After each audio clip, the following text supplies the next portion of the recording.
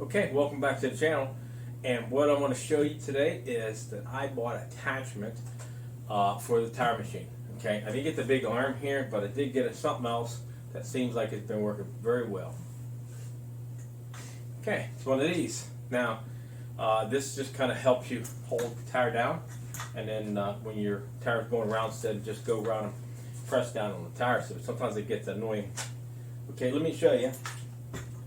We have another piece here that comes with it. It's a small bracket. Okay, and then of course it takes, this one here takes a 16 millimeter wrench.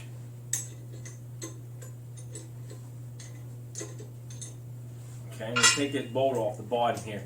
And on the bottom of this bolt it's got a washer on it, like a big washer, which you're not going to need that because it's basically the same size as what the metal here is. So we can eliminate that. Just keep it. Don't throw it away. Keep it. And then, of course, we put our bolt through here, and it kind of slides back and forth. So there's a little bit of an adjustment in case your machine has to be, has to be out further. Mine, I could take it back in. So really depends on that. I think it depends on the way it's set up there. You might be able just to bring it out if you want. You know what I mean? Tighten this bolt up here, and I'll show you here.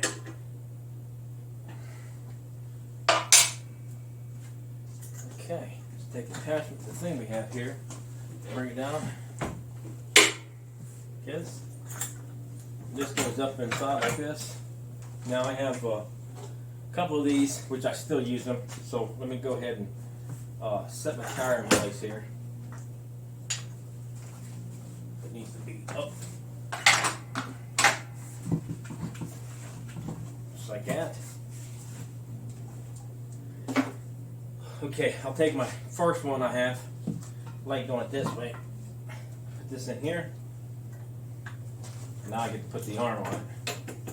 Set it in there. Now let's turn it.